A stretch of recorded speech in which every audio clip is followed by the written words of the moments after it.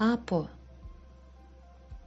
Бір үлкен әдемі бақта, жерде жатқан құртаған алмада құрттар отбасысы тұрған. Кішкентай құрт Апо, оның анасы мен әкесі. Жаздың бір ыстық күнінде Апо анасына қарап: «Анашым, мен алма ағашына мінейінші?» деді. «Жоқ, болмайды». «Анашым, рұқсат берші, басқа құрттар ағашқа мініп, әдемі піскен алмалардың ішінде тұрады. Ал біз болсақ, жерде жатқан шіріп кеткен алмада тұрамыз». «Кішкентай менің тентегім, ағашта өсетін алмада тұру қауіпті. Оларды адамдар жинап, ішінде тұратын құрттармен қоса басқа жаққа алып кетеді». «Ал сосын, олар қайтып келе ме?» «Жоқ, сосын оларды ешкім көрмейді. Оларды қайда апаратынын ешкім білмейді. Сондықтан біз осында тұрамыз. Достарыңмен далаға ойнап кел. Бірақ ағашқа мінбе». «Жарайды, анашым», деп Апо далаға шығып кетеді. Ол достарын көріп, олармен ойнайды. Бір кезде Апоның достары оны ағашқа ойнауға шақырады. «Жоқ, анашым маған ағашқа мінуге рұқсат бермейді. Мен бармаймын».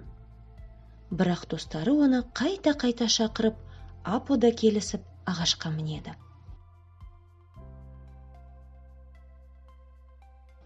Олар ағашта тығылмақ ойнай бастайды.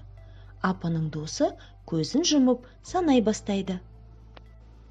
1, 2, 3, 4, 5. Сендерді табамын тез. Кішкентай құрттар жан-жаққа тарап алмалардың ішінде тығыла бастайды. Апо да бір үлкен, әбден піскен, хош иісті қызыл алманың ішіне тығылады. Бір кезде Апо тығылған алма селкілдей бастады.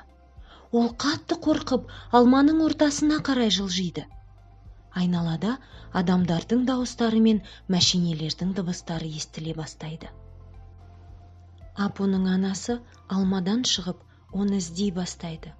Ол жан-жаққа қарап, баласын шақырады. Бірақ ол ешқай жерде жоқ. Алма селкілдегенін қойған кезде, Апо ішінен басын шығарып, ол тығылып жатқан алманың үлкен жүк көлігінің ішінде жатқанын байқады. Ол өзінің үйін көзімен іздей бастады.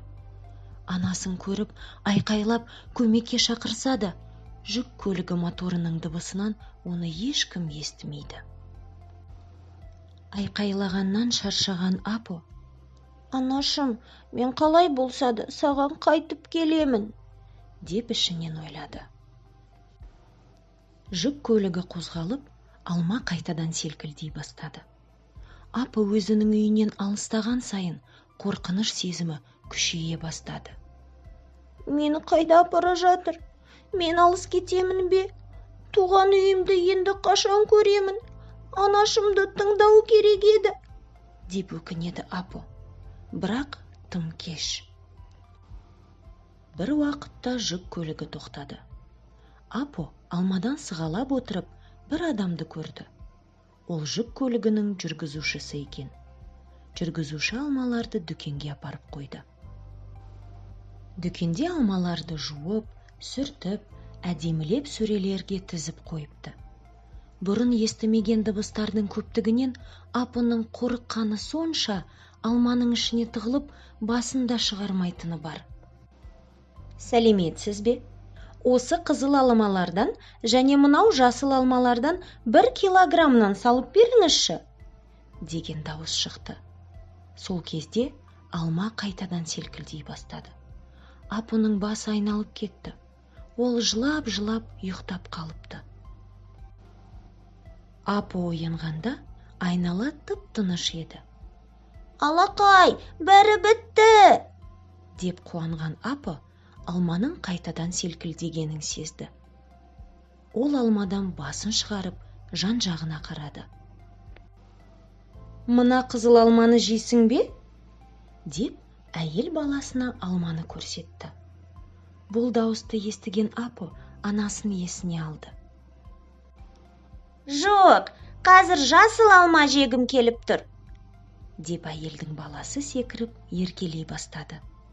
Апо әйелдің алманы жуып баласына бергенін көрді. Уф, қауіп-қатерден өтіп кеттім-ау, деп ойлады.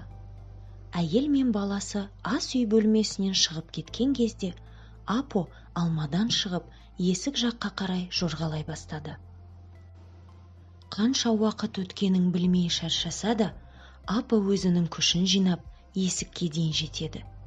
Бір кезде есік ашылып, Апо өте таныс бәтеңкені байқайды.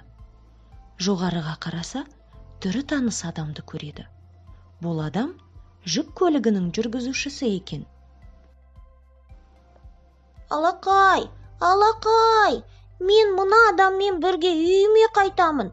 Ол мені үйіме жеткізіп салады, деп қуанып, Апо жүргізушінің бәтеңкесіне мінеді.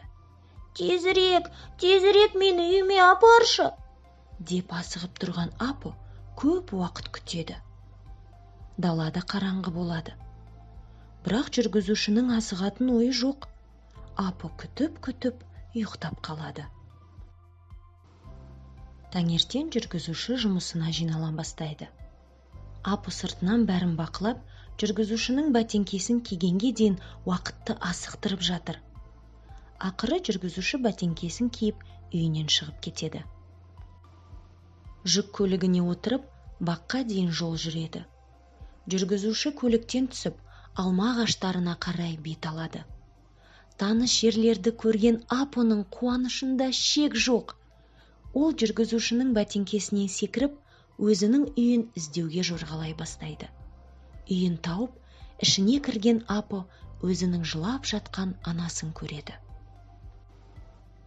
Анашым, мен келдім, тек маған ұрыспашы, деген кінәлі дауыспен Апо анасын құшақтайды. Апоға ұрсам деген ойы жоқ анасы жылап, оны құшақтап көп уақыт бойы жібермеген. Мен сені енді көре алмаймын деп қатты қиналдым. Сені уайымдадым. Сен өмірімдегі ең қымбат жансың. Сені жанымнан артық жақсы көремін, депті. Анашым, мені кешірші. Мен енді әрдайым сізді тыңдайтын боламын, деп уәде берді Апо. Апоны іздеп, күні бойы бақты аралап жүрген әкесі үйіне қайтып келген кезде баласын көреді де қатты қуанады.